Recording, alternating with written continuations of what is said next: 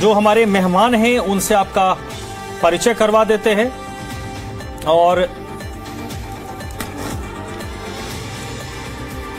और इस चर्चा में इस वक्त मेरे साथ जो मेहमान जुड़ रहे हैं उनसे आपका परिचय करवा देते हैं। नितिन त्यागी हैं, प्रवक्ता है भारतीय जनता पार्टी के। पुष्पेंद्र श्रीवास्तव आम आदमी पार्टी के प्रवक्ता भी जुड़ रहे हैं। दीपक शर्मा जी कांग्रेस पार्टी के प्रवक्ता हैं और निरंजन पोद्दार हैं, वरिष्ठ पत्रकार हैं। आप सभी लोगों का बहुत बहुत स्वागत, वेलकम।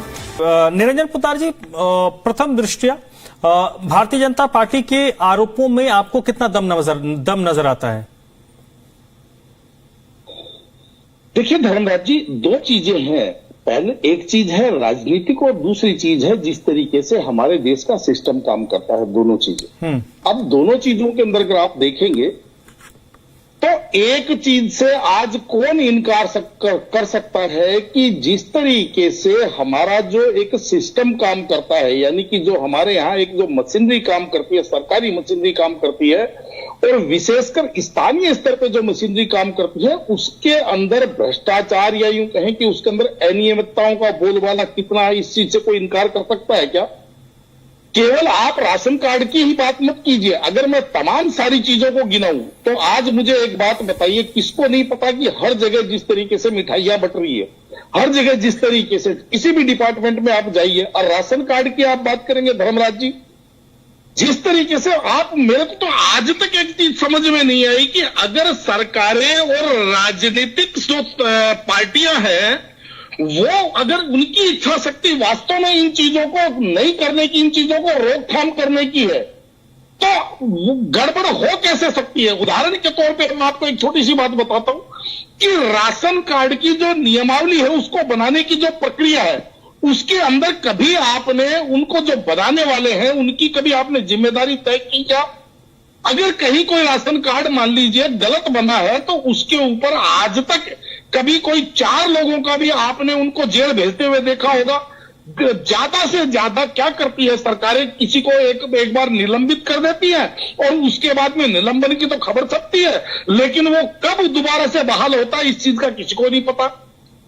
और उसी चीज के अंदर आप ये मानते चलिए कि देश और सरकार का जो पैसा, लोगों की गाड़ी खून पसीने की कमाई का पैसा। आप मुझे एक बात बताइए धर्मराज जी, जिस तरीके से भारतीय जनता पार्टी आधार कार्ड के बारे में कहती है कि भाई आधार कार्ड फर्जी आधार कार्ड, बांग्लादेशी आधार कार्ड, ये राशन कार्ड, ये फर्जी पासपोर्ट, आप मुझे एक बात बताइए कितनी बड़ी प्रक्रिया है। अगर आप वास्तव में अगर अपना राशन कार्ड आप विधिवत रूप से बनवाने जाते हैं तो धर्मराज जी आपको कितनी परेशानियां झेलनी पड़ती है, ये बनवाने वाला जानता है, उसका एक दिन में काम नहीं होता। लेकिन फर्जी राशन कार्ड बनाने के लिए मशीनरी पता नहीं कैसे एक्टिव हो जाती है। बैंक में अगर आदमी एक ओरिजिनल खाता खुलवाने जाता है धर्मराज जी तो उसको 100 कंप्लायंसेस पूरी करनी पड़ती है, लेकिन जो फर्जी खाते खुलते हैं और जिनके अंदर जो डिजिटल जो फ्रॉड होते हैं वो सारे के सारे ऑनलाइन ही होते हैं ना, उसका फुटप्रिंट तो कहीं ना कहीं बचता होगा ना। मेरे खाते से पैसा चोरी हुआ, किसी दूसरे खाते में गया, वो चाहे जामताड़ा के खाते में गया, वो चाहे नूह के किसी के खाते में गया, फुटप्रिंट तो बचे हैं ना। तो सरकार इन चीजों के ऊपर, अगर मेरा यह मानना है कि अगर वास्तव में उनका अगर नीति और उनकी अगर नीयत सही हो तो इन चीजों को रोका जा सकता है। अब राजनीति करने के लिए आप ये जरूर कर सकते हैं कि उस समय ये हुआ था वो, अरे भाई आप इसकी सीबीआई जांच दीजिए ना। अगर इतना बड़ा राशन कार्ड घोटाला अगर आपको नजर आ रहा है तो आप केवल प्रेस कॉन्फ्रेंस और केवल आप इसके अंदर आरोप प्रत्यारोप की राजनीति क्यों नहीं, एक श्वेत पत्र विधानसभा में लाइए और इसकी सरकार तो इसकी सीबीआई जांच के लिए भी मांग कर सकती है। चलिए ठीक है, मैं आता हूं नीतिन, ठीक है सर, ठीक है आता हूं। अब निरंजन पोद्दार जी, जो बात आ रही है कि लोगों को दफ्तरों के चक्कर काटने पड़ेंगे, ये करना पड़ेगा, वो करना पड़ेगा, सरकारी काम में किसी भी पार्टी की सरकार हो वो किस तरीके से जूझना पड़ता है वो बहुत लोगों को पता है। आप भी कभी भुक्तभोगी रहे होंगे, मैं भी भुक्तभोगी रहा हूं किसी दौर में, सबको परेशानी होती है। इस पे कोई आपको ये नहीं कह सकता कि इस सरकार के दौर में रामराज था और दूसरी सरकार बदल गई तो बहुत है। सरकारी सिस्टम की अपनी गति उसी हिसाब से काम करता है।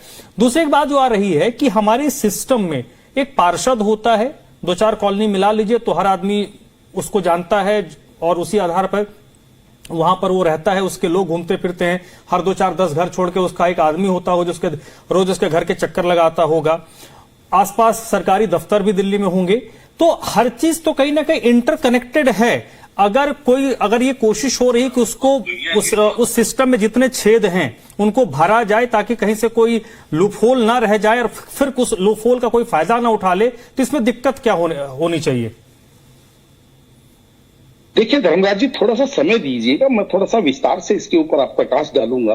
आप ये बताइए कि अभी जो वर्तमान भारतीय जनता पार्टी की सरकार है, इसके अंदर अगर आप देखेंगे तो मुख्यमंत्री रेखा गुप्ता जी के साथ साथ आप ये समझ लीजिए लगभग 80% विधायक एक ऐसे समझ लीजिए बैकग्राउंड से आए हुए हैं जो आपकी और हमारी तरह एक सामान्य परिवार से अभी तक बिलोंग करते थे, अब जाकर के वो सरकार में विधायक या मंत्री या मुख्यमंत्री बन गए।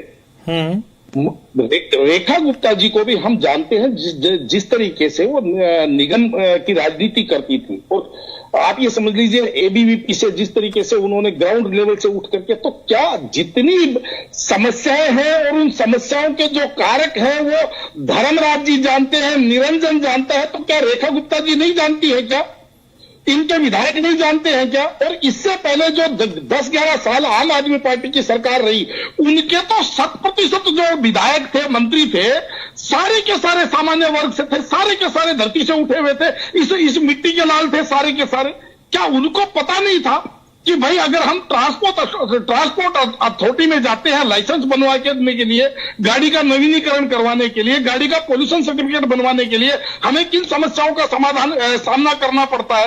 राशन कार्ड बनवाने जाते हैं, क्या सामना करना पड़ता है? यानी कि तमाम मशीनरी किस तरीके से काम कर रही है। लेकिन देखिए धर्मराज जी, सीधी सी बात बता रहा हूं, जैसे ही सत्ता में आते हैं ना, तो मलाई और मिश्री दोनों को मिलाकर के चाटने की विधि स्टार्ट हो जाती है, और उसको कहते हैं हमारी भाषा में कि अपना काम है बनता, भाड़ में जाए जनता।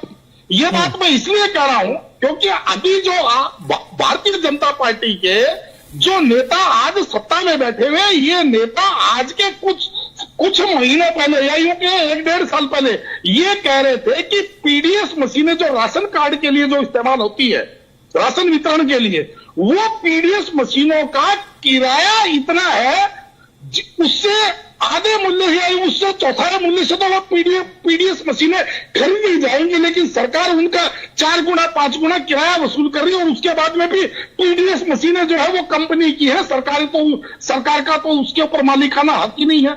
अब जब आप सत्ता में आ गए तो आप भूल गए ना उस बात को कि वो पीडीएस मशीनों का जो सिस्टम है, उनका जो जिस तरीके से आप टेंडर जारी करते हैं, उसको अब हम बदले। सरकार जो 1958 जो रनिंग पीडीएस मशीनें हैं वो सरकार खरीदे, और बाकी जो 100-150 पीडीएस मशीनें आपके पास जो स्पेयर में रहती है, उनको आप किस तरीके से क्या करेंगे?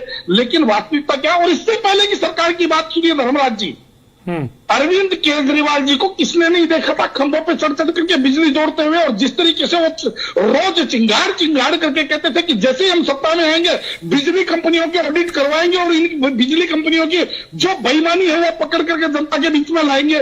उसके बाद में 11 साल शासन रहा, कभी उन्होंने बिजली कंपनियों की ऑडिट करवाई? क्यों नहीं करवाई? वो इसलिए क्योंकि जो मिश्री मलाई उनसे मिलती थी, वो मिश्री मलाई फिर इनको मिलने लग गई, तो अपना काम बनता, भाड़ में जाए जनता। और धर्मराज जी, वास्तविकता जानते हैं क्या है कि जनता हर बार जब चुनाव आता है, तो आप और हम जब भी चुनाव आता है, हम और बेहतर की तरफ समझते हुए हम ये सोचते हैं कि तो यार इनको लेके आओ, एक बार इनको लेके आइए, लेकिन वास्तव में जो चलिए ठीक है सिस्टम बदलने 10 सेकेंड, लास्ट बात, जो लोग सिस्टम बदलने के लिए आते हैं, सिस्टम उन लोगों को बदल देता है।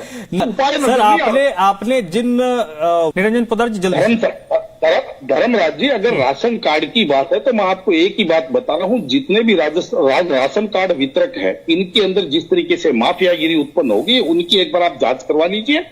क्योंकि आमतौर पे जो गंगोत्री है वो पहाड़ों से उतरती है, मैदान में आती है, लेकिन ये राशन माफियागिरी जो है ना, ये ऐसे है कि जो यमुनोत्री मैदानों से वापस पहाड़ों की तरफ जाती है।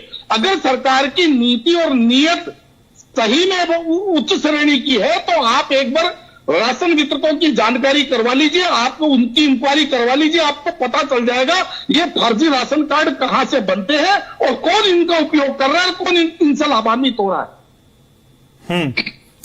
निरंजन पोद्दार साहब, आपका भी बहुत बहुत शुक्रिया ज्वाइन करने के लिए।